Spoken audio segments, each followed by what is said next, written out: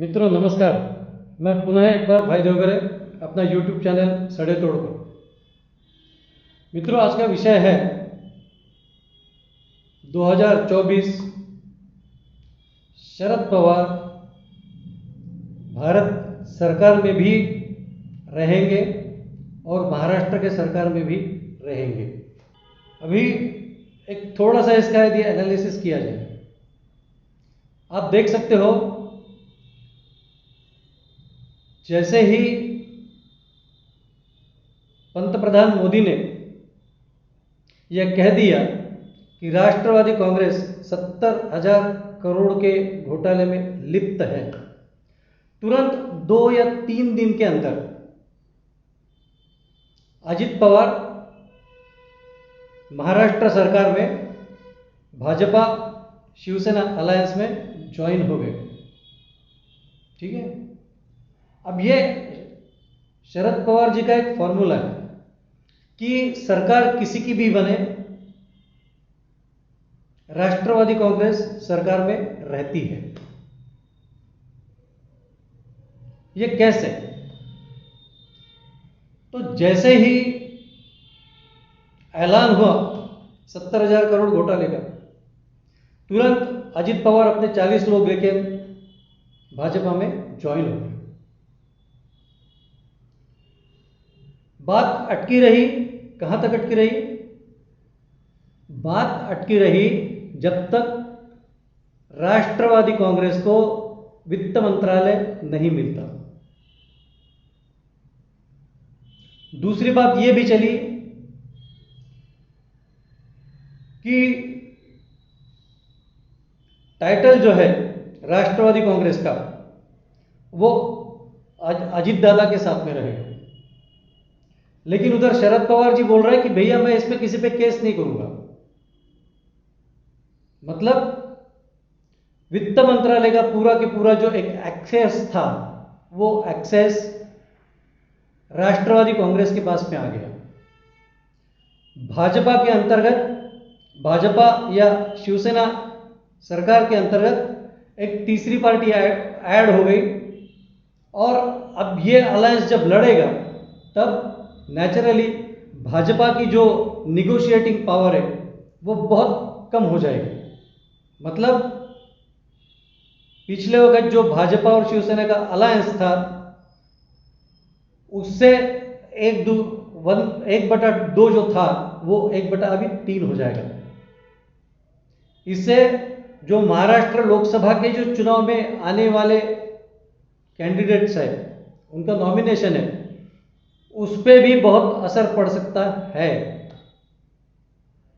मतलब जो 48 कैंडिडेट्स 1/3 भी बटाई उसको बांट दिया तो भी हर एक के पक्ष में 16 कैंडिडेट्स आते हैं। मतलब भाजपा के पास 16 आ सकते हैं, शिवसेना के पास 16 आ सकते हैं, और राष्ट्रवादी कांग्रेस के पास में 16 आ सकते हैं। राष्ट्रवादी कांग्रेस निगोशिएशंस में बहुत हार्श है, यह अभी हमने इसके पास में देखा। वित्त मंत्रालय जब तक इनके पास में आया नहीं तब तक के ये लोग चुप बैठे नहीं। वित्त मंत्रालय का सीधा सीधा एक्सेस, इसका मतलब यह है कि 70,000 करोड़ घोटाले को सीधा सीधा इनका एक्सेस रहेगा। जो भी फाइल कोर्ट में देनी है नहीं देनी है वित्त मंत्रालय तय करेगा। तो इस तरीके से इन्होंने एक जो इशू था कि जिसमें ये भ्रष्टाचार में लिप्त है वो इन्होंने अपने पास कर लिया। दूसरा कौन सा? महाराष्ट्र में लोकसभा और विधानसभा दोनों चुनाव में जो कैंडिडेट्स है वो कैंडिडेट्स भी भाजपा के अभी कम हो जाएंगे। ऐसा कहता है कि यूपी के बाद में महाराष्ट्र का नंबर है सीट्स के बारे में, तो वहां पर भी दोनों जगह भाजपा यहां पर चक्रव्यूह में फंस गई है राष्ट्रवादी कांग्रेस की। अब उठ किस करवट बैठेगा, बड़ा सवाल है। तो इसका सॉल्यूशन ऑलरेडी पवार साहब ने ढूंढ लिया है। महाराष्ट्र में आएंगे तो भी राष्ट्रवादी कांग्रेस सरकार में जरूर रहेगा, और लोकसभा में भी इनके कैंडिडेट्स रहेंगे महाराष्ट्र के बलबूते पे। और यदि इनका अलायंस इंडिया ये चल गया तो वहां पर भी राष्ट्रवादी कांग्रेस जरूर आएगा। अब कैसे? शिवसेना के दो फाड़ हो गए, बराबर। एक शिंदे के पास गया, एक उद्धव ठाकरे जी के पास गया। लेकिन ऐसे दो फाड़ अभी भी राष्ट्रवादी कांग्रेस के होने बाकी है। मतलब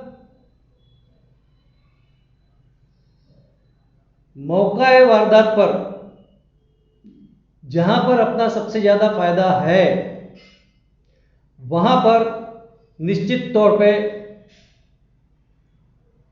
शरद पवार या राष्ट्रवादी कांग्रेस अपने हार्श निगोशिएटिंग सिचुएशन में रहेगी।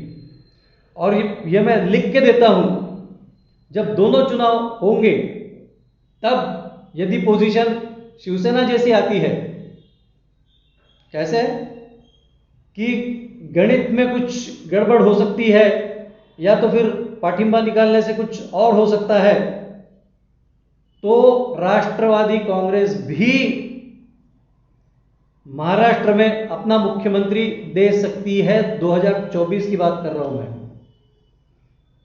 और वैसे ही यदि भाजपा का अलायंस करने की बात आती है लोकसभा में,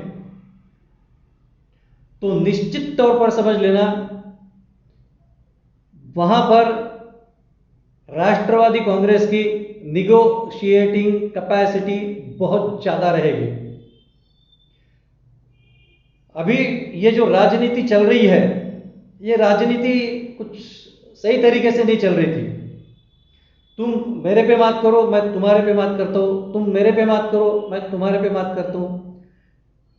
जो फंडा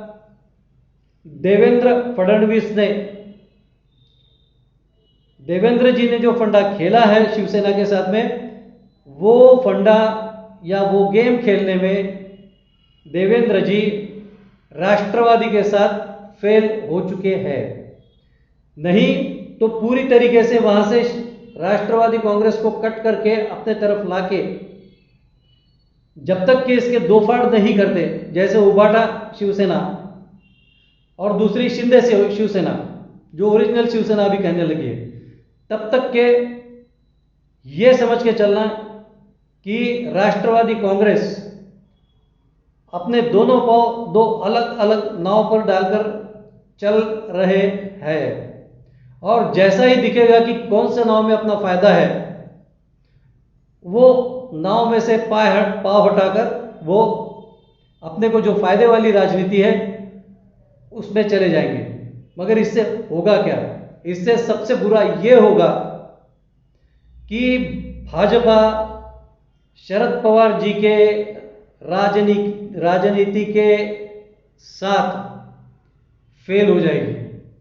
क्योंकि जो भी चीजें भाजपा सोचकर आज खेल रही है, अभी ये जो खेल रहे हैं सब पर्सनल लेवल पे तरीके से झगड़ा चालू है भाजपा और बाकी लोगों से, मतलब शिवसेना से। शिवसेना के लिए ये लोग फेल नहीं हुए। भाजपा शिवसेना को इन्होंने बहुत अच्छे तरीके से एक चपराक दी है, एक चाटक दिया है, दोनों को अलग अलग कर दिया, दो फाड़ कर दिए। लेकिन वैसा करने में अभी भी राष्ट्रवादी कांग्रेस के साथ में भाजपा सफल नहीं रही। क्योंकि आज भी ये सारे बंदे उठ के जाके बैठते हैं और मेरा भगवान करके शरद पवार जी के पास में जाके बैठते हैं। और ये काफी खतरनाक और अलार्मिंग सिचुएशन है, जिसके वजह से भाजपा 2024 में जीत के भी हार सकती है लोकसभा में, और महाराष्ट्र में अपना मुख्यमंत्री पद किसी भी हाल में इनको राष्ट्रवादी कांग्रेस को देना पड़ेगा।